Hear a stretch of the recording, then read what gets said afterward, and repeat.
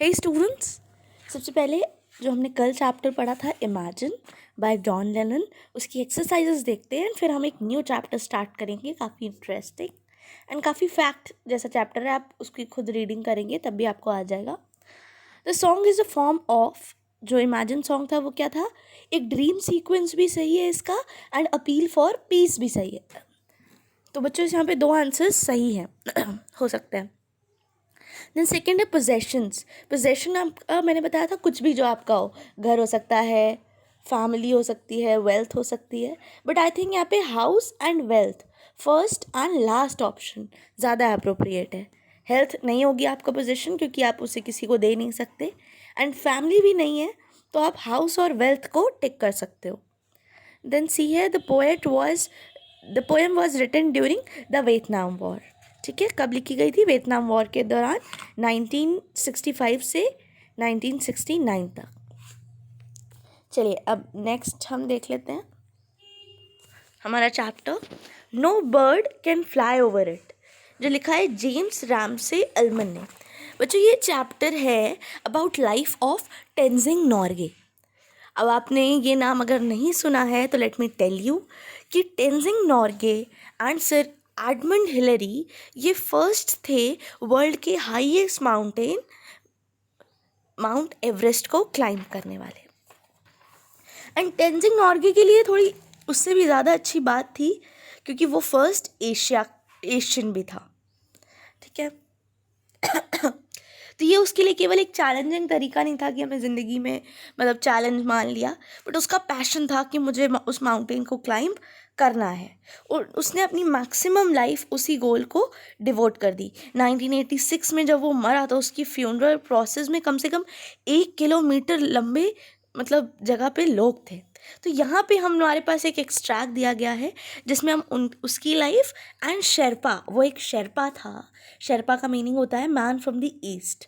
ठीक है, एक कम्युनिटी मान सकते हो आप, उनके बारे में पढ़ेंगे। तो Sherpa means man from the east. ये लोग मंगोलियन ओरिजिन के होते हैं एंड काफ़ी टाइम पहले इनके जो पूर्वज थे वो तिब्बत से आए थे, इसलिए इनकी लैंग्वेज, कपड़े मतलब क्लोथिंग, फूड, कस्टम्स मंगोलियंस या तिब्बत के लोगों की तरह होता है। जैसे सबसे इम्पॉर्टेंट ये बुद्धिस्ट होते हैं। इसके अलावा इनके घरों की, ये अपने घर की बात बता रहे हैं टेंजिंग नॉर्गे।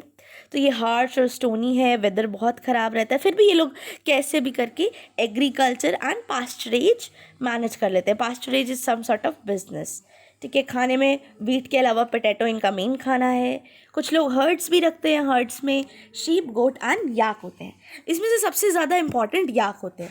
अब ये क्यों होते हैं ये बच्चों आपको लर्न करना है एंड ये इंपॉर्टेंट भी है क्योंकि याक उनको हर तरीके की वो चीज़ देते हैं जो उन्हें अपने शरीर को गर्म रखने के लिए एंड खाने के लिए चाहिए, जैसे वूल कपड़ों के लिए, लेदर शूज़ के लिए, डंग फ्यूल के लिए, मिल्क, बटर, चीज़ खाने के लिए एंड कभी कभी मीट भी खाने के लिए। ठीक है, चलिए नेक्स्ट स्लाइड में देखते हैं आगे का चैप्टर। तो इनकी फैमिली थामे में रहती थी। वो इसकी बॉर्न प्लेस का नाम है साचू। साचू मीन्स हॉट स्प्रिंग्स। ये एक पिलग्रिमेज की जगह है, जैसे हमारे यहाँ पे बिठूर या नहीं, जो धाम है हमारे 4 धाम, आप उनको पिलग्रिमेज की जगह कह सकते हैं, तीर्थ यात्रा की जगह। ठीक है, deciding when I was born is not quite easy.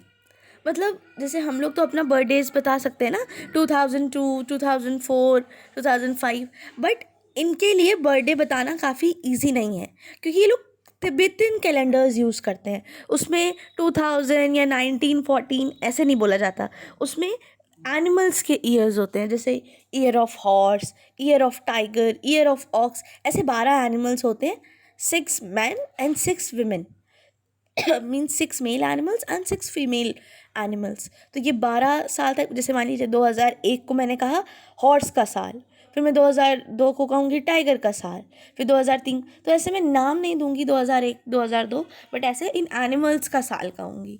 ठीक है, तो और जब ये 12 ख़त्म हो जाते हैं तो फिर से साइकिल चलती है। सो इनका बॉर्न हुआ था in the year of hare. Hare होता है एक रैबिट जैसा एनिमल, और अभी मतलब रिसेंटली इन्होंने पता लगाया कि हो सकता है वो 1914 हो, मतलब कैलकुलेट किया होगा। इसके अलावा वो जो पैदा हुए थे तब मई था।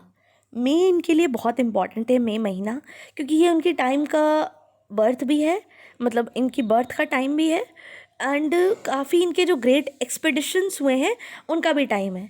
आपको पता होगा एडमंड हिलेरी फर्स्ट टाइम जब उन्होंने क्लाइंब किया, मीन्स जो उनका इससे पहले अटैम्प्ट था, वो पहली बार में ही नहीं पहुंच गए थे, उससे 1 साल पहले उन्होंने बहुत ट्राई किया था, वो ऑलमोस्ट पहुंचने वाले थे, तब कुछ हो गया था उस टाइम पे। लैम्बर्ट के साथ वो 28 मई को ऑलमोस्ट पहुंचने वाले थे बट नहीं पहुंच पाए, एंड नेक्स्ट ईयर वो 29 को एडमंड हिलेरी के साथ वो पीक तक पहुंच गए। इनकी मदर का नेम किंजम है, फादर का नेम गांगला मिंगमा है। इनके 13 चिल्ड्रन थे, मीन्स इनके मम्मी पापा के 7 सन्स एंड 6 डॉटर्स, जिसमें से ये 11 थे। अब आप सोचोगे इतने सारे मीन्स चिल्ड्रन, तो वहाँ पे इतनी वेदर कंडीशंस बुरी होती हैं कि ऑलमोस्ट कई सारे लोग इसमें मर जाते हैं। जैसे देखा जाए तो अभी तक इनके केवल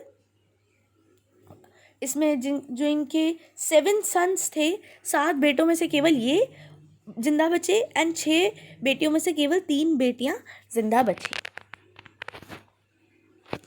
ठीक है, 84 ईयर्स की एज में इनकी मम्मा ने भी थामे छोड़ दिया और इंडिया जाने लग गई। अभी अपनी लाइफ के बारे में थोड़ा बताएंगे कि इनका नाम पहले नांगमल वांगड़ी रखने जा रहा था, बट एक लामा आप जानते हो, बुद्धिस्ट मॉन्क्स, लामा ने इनको सजेस्ट किया कि टेंजिंग नॉर्गे रखो। टेंजिंग का मतलब होता है जो रिलीजन को सपोर्ट करे, and Norgay means wealthy and fortunate. ठीक है, इसके आगे हम नेक्स्ट टर्न में बच्चों रीड करेंगे।